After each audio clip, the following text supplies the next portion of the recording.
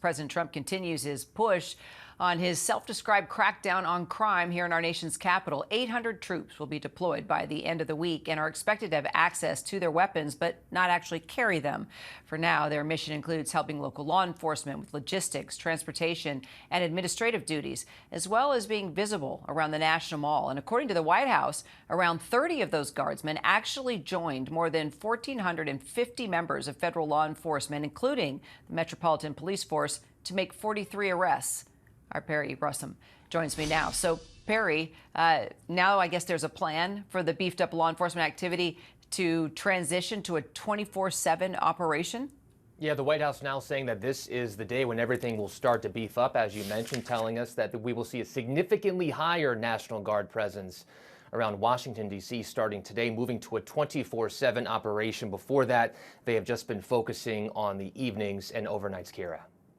So if the National Guard soldiers don't have guns, what's the purpose of, their presence in places like the National Mall? Well, it seems like the reason why they're there is just that physical presence. I mean, this is an area, the National Malls, where the monuments are. A lot of tourists go there. I mean, people who live in D.C. pretty much don't go there that much unless they're just walking through for a nice walk during the evening. There's not a lot of crime in that area. So it seems like why they're at the National Mall is just for that physical presence. So what are residents saying about the National Guard on their streets? Yeah, our Philly WJLA has been throughout Washington, D.C. today and yesterday, talking with the residents in areas where crime tends to happen quite frequently, speaking with one man who says, look, I haven't seen any more police presence outside of my window, on my block, on my street. When am I going to start to see that? He just wants to make sure that his neighborhood is being treated the same as the National Mall, Kira.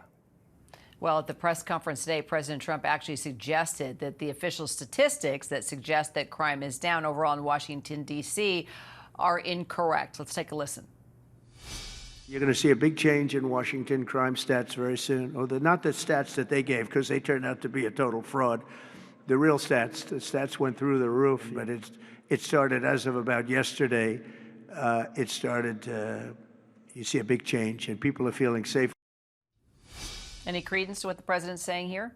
Yeah, I mean, he made that accusation just about an hour ago, but gave us no evidence to back up that claim. Remember, this is the second time in the past week or so he is dismissing numbers and stats that he just simply disagrees with. The president also making some news during that news conference, because one of the big questions that we have been asking is how long is this going to last? How long is this national takeover of the D.C. Metropolitan Police going to take effect? How long will the National Guard be here? Because we know it's going to last at least 30 days. If it goes beyond 30 days, that's when Congress gets involved. But President Trump saying he is looking at long-term extensions of having the National Guard here in D.C. He says we are going to want extensions, so we have to see how long that's going to last, Kira.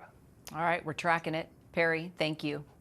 President Trump also continuing to try to rewrite history in his own image. The White House announcing a wide-ranging review of the Smithsonian Institution's museum exhibits, saying it wants to make sure that the museums align with Trump's view of American history. It's a move motivated by the president's executive order to, quote, restore truth and sanity to American history. Our Jay O'Brien joins me now with more. In other words, Jay, the president says he's going to remove any divisive or partisan narratives from exhibits on display. So where do you think he'll take aim first? Yeah, the Smithsonian sent or the White House rather, sent a letter to the Smithsonian saying that they're going to conduct this review to make sure that the museums of the Smithsonian and the exhibits in those museums are in line with what they say in this letter is, quote unquote, Americanism. And as you say, it looks to remove what they call, quote unquote, divisive or partisan narratives to celebrate American exceptionalism, and on and on and on. Now, the list lays out a museum of a list of 8 Smithsonian museums that they're going to start first. That includes the American History Museum, the Natural History Museum, Air and Space, and also the African American History Museum. We don't know exactly what White House officials are going to look for. We know that this letter calls for the Smithsonian essentially to send them this laundry list of all the exhibitions they have, and the White House would, in theory, review that, but we don't know if it's going to result in real, tangible changes at the Smithsonian.